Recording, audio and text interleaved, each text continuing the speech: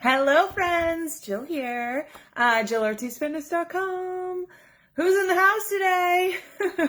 It is almost lunchtime, so I'm getting hungry. And I wanted to talk today about caffeine, though, because it's a really interesting time. It's a really hot topic right now with my clients, with myself.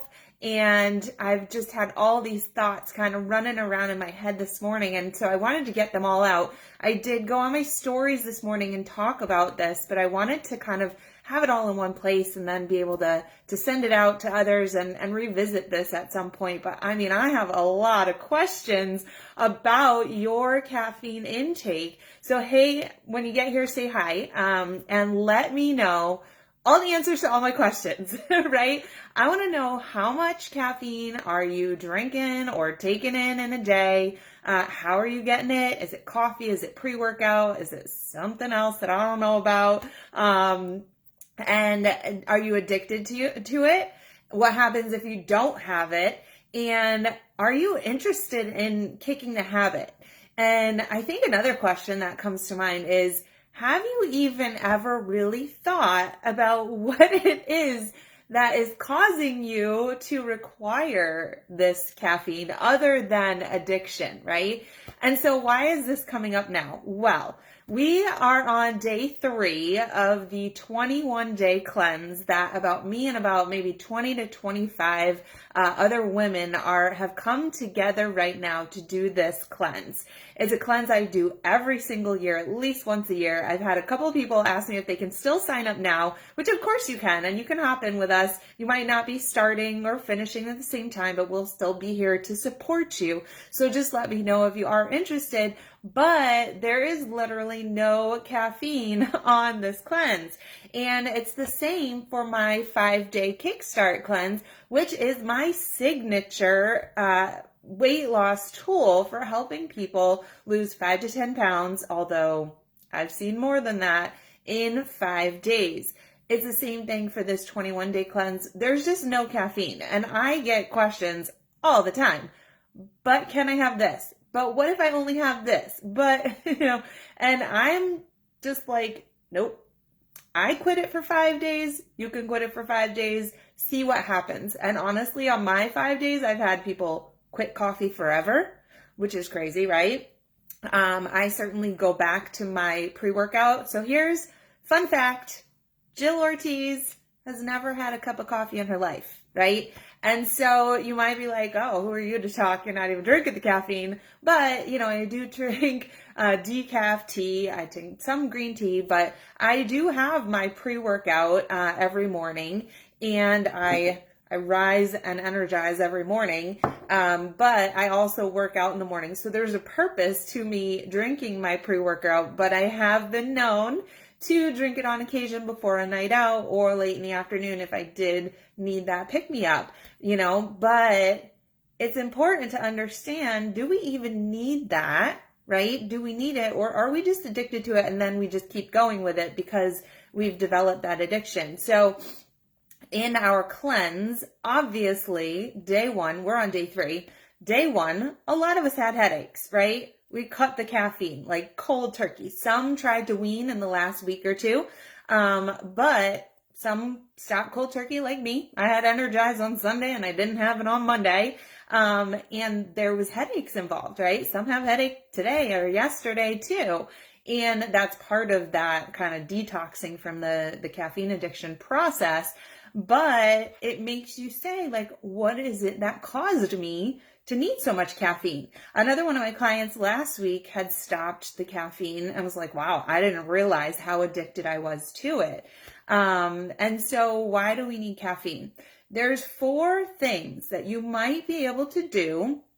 Might take time. You might have to wean. You might have to, but you need to evaluate these things when you're saying, oh, I need caffeine. And we think about it like first thing in the morning, right? And then we also think about it in the afternoon, mid-afternoon, when we start to hit that wall. So I want to talk about why you're feeling these ways, right? So if you're waking up and you're exhausted, that is addiction to caffeine because your body is used to it. It's wanting it to wake up because that's what you've told it. You've programmed it to say, hey, you're not functioning until you have caffeine in you, right?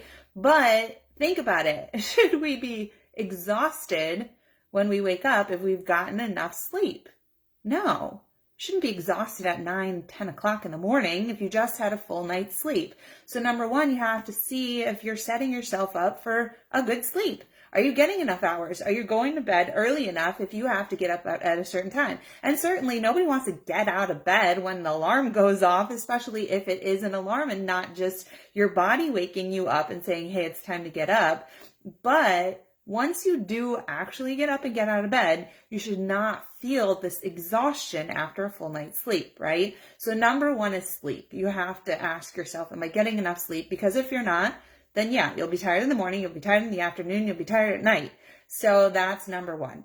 Number two, are you trying to fuel your day on an empty stomach, right? There are people who aren't eating anything until noon. Well, that's exhausting because you're not even getting the calories in your body to sustain your daily function. Your body's organs need calories simply to function. And then it needs calories to do other things, especially if you're doing exercise or just getting a lot of movement in the day. So number one is sleep. Number two is, are you actually giving your body the fuel that it needs to survive, or are you trying to then pump it with more caffeine instead of eating, right? So you might just need more food, and that is going to be more telling, right? In the afternoon, in the evening, if you haven't eaten enough, then number one, you're going to get a headache, you're going to get cranky, your stomach's going to start growling. But number two, you're going to be starving. So then you're going to start overeating, right? But it's not caffeine that you need. It's food. It's nourishment, right? Number three is, are you drinking enough water, right? I got 2 water bottles here because I walk around with water all day long. Some of us think we're hungry and we're thirsty. Some of us think we need caffeine to help a headache when we are going through a dehydration headache, and caffeine will further dehydrate us. What we need is to make sure that we're hydrated. So rule of thumb is half your body weight in ounces, right? So if you're 200 pounds and you drink 100 ounces, if you're 150 pounds, you drink 75 ounces a day, right? So that is our basic hydration. It's winter. Many of us are in heated houses that are further dehydrating us. Some of us like to exercise, which further dehydrates us. And so you need to consider the fact that you need to extra hydrate in the winter, right? Especially if you're drinking more caffeinated beverages. Then you have to add even more hydration because that caffeine is going to dehydrate you. So again, we don't need caffeine to wake us up to help us with the headache. We need water, right? Water will wake you up. Water will help you if you're hungry, or you think you're hungry, but maybe you're just dehydrated. Maybe you just need water, right? So sleep, food, water. And then the other thing, if you think about work and it's 3 o'clock, 4 o'clock, and you're starting to feel this exhaustion, right? And you're like, I got to get up. I got to go outside. I got to walk around. I got to get some caffeine. I got to go to the coffee maker and get caffeine. Some of that is stress, right? Our minds are overloaded with stress. All the things we got to do, all the things we got to be, all the, everything that is going on in your brain is overwhelming you. Plus, you're probably working all day. Plus, you got to make sure you got to get the kids. You got to do this and that, right? You got so many things to worry about that your brain is working and it's overloading. And that stress can also cause exhaustion. It's exhausting to think all these thoughts, right? And so we're using up all this energy, and stress, more stress, creates this exhaustion for our brains. And so again, it comes to that rest, relaxation, stress management is going to help you where you might not need caffeine. You might just need to take your stress levels down a little bit.